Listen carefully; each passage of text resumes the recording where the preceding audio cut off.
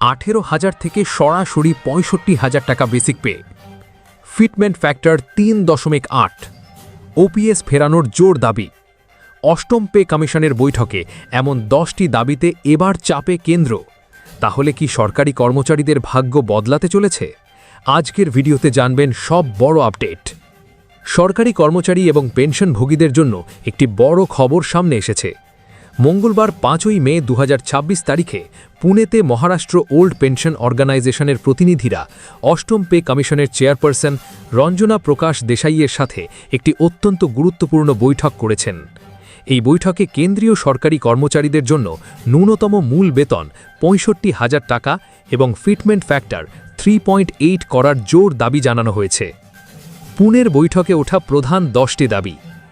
Maharashtra pension বডির IT সেলের প্রধান বিনায়ক চৌথে জানিয়েছেন, এই আধ ঘণ্টার বৈঠকে কর্মচারীদের বেতন, পেনশন, ভাতা এবং কাজের পরিবেশ সংক্রান্ত বিভিন্ন বিষয়ে বিস্তারিত আলোচনা হয়েছে। আসুন জেনে নিই সেই 10টি মূল দাবি সম্পর্কে। ন্যূনতম বেতন 65,000 টাকা। বর্তমানে এন্ট্রি লেভেল বেসিক পে 18,000 টাকা, যা বাড়িয়ে 65,000 টাকা করার প্রস্তাব দেওয়া হয়েছে। অ্যাক্রয়েড ফর্মুলা এবং বাস্তবমূলী পরিবারের আকারের ওপর ভিত্তি করে এই দাবি করা হয়েছে। Fitment factor 3.8। সপ্তম পে কমিশনের অধীনে ফিটমেন্ট ফ্যাক্টর ছিল 2.57, যা বাড়িয়ে 3.8 করার দাবি জানানো হয়েছে, যাতে কর্মচারীদের বেতনে সম্মানজনক বৃদ্ধি হয় এবং আর্থিক ভারসাম্য বজায় থাকে। পরিবারের সংজ্ঞায় পরিবর্তন। পরিবারের বর্তমান 3 সদস্যের সংজ্ঞার পরিবর্তে একে 5টি কনজাম্পশন ইউনিট, কর্মচারী 1, স্বামী বা স্ত্রী 1, 2 সন্তান 1, পিতামাতা 2 করার দাবি জানানো হয়েছে। ডিএ বা মহার্ঘা ভাতা। প্রতি ডিএ রিভিশনের ন্যূনতম 4% বৃদ্ধি নিশ্চিত করা এবং তা 50% পৌঁছালে স্বয়ংক্রিয়ভাবে মূল বেতনের সাথে যুক্ত করার প্রস্তাব রয়েছে। বাড়ি ভাড়া ভাতা সংস্কার। ডিএর সাথে এইচআরের সংযোগ বাতিল করে এক্স, ওয়াই এবং জেড ক্যাটেগরির শহরের জন্য যথাক্রমে 12%, 24% এবং 36% হারে এইচআরে নির্ধারণের দাবি করা হয়েছে। যাতায়াত ভাতা বৃদ্ধি। ক্রমবর্ধমান যাতায়াত খরচ ও মুদ্রাস্ফীতির কথা মাথায় রেখে বর্তমান যাতায়াত ভাতা 2.5 গুণ বাড়ানোর প্রস্তাব দেওয়া হয়েছে। বার্ষিক ইনক্রিমেন্ট 5%। বার্ষিক ইনক্রিমেন্টের হার 3% থেকে বাড়িয়ে 5% করার কথা বলা হয়েছে। পাশাপাশি সংশোধিত বেসিক পে পরবর্তী 1,000 টাকার গুণিতকে রাউন্ড অফ করার প্রস্তাব রয়েছে। পেনশন সংস্কার।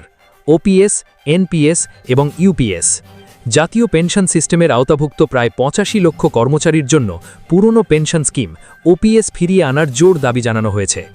এনপিএসে ন্যূনতম 10% নিশ্চিত রিটার্ন এবং নিয়োগকর্তার অবদান 18.5% করার কথা বলা হয়েছে।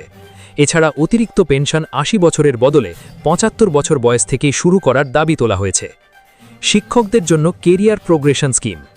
বর্তমান 12-24-26 স্কিমের বদলে শিক্ষকদের জন্য 10, 20 এবং 30 বছরের কেরিয়ার প্রোগ্রেশন স্কিম চালু করার কথা বলা হয়েছে। দুর্গম এলাকা ভাতা বৃদ্ধি। উপজাতীয়, পেশা এবং নকশাল অধ্যুষিত এলাকায় কর্মরত কর্মীদের জন্য বিশেষ ইনসেন্টিভ ভাতা উল্লেখযোগ্যভাবে বৃদ্ধির দাবি করা হয়েছে। গুরুত্বপূর্ণ দিক। অষ্টম পে কমিশনের কাছে রাখা এই দাবিগুলি যদি মানা হয়, তাহলে তা সরকারি কর্মচারীদের আর্থিক মানোন্নয়নে এক যুগান্তকারী পরিবর্তন আনবে। কর্মচারীদের উচিত পে কমিশনের এই আপডেটগুলোর উপর নজর রাখা এবং নিজেদের ভবিষ্যৎ বিনিয়োগ ও অবসরের পরিকল্পনা সেই অনুযায়ী সাজানো। বিশেষ করে প্রস্তাবিত পেনশন সংস্কার এবং ইনক্রিমেন্টের নতুন কাঠামো ভবিষ্যতে সঞ্চয়ের ক্ষেত্রে বড় প্রভাব ফেলবে। আপনার কি মনে হয়, সত্যি কি 65,000 টাকা ন্যূনতম বেতন হওয়া উচিত? কমেন্টে নিজের মতামত লিখুন। ভিডিওটি ভালো লাগলে লাইক করুন। আর সরকারি চাকরি, ডিএ, পে কমিশন ও পেনশন সংক্রান্ত প্রতিদিনের বড় আপডেট পেতে এখনই চ্যানেলটি সাবস্ক্রাইব করে পাশে থাকা বেল আইকনটি অন করে দিন।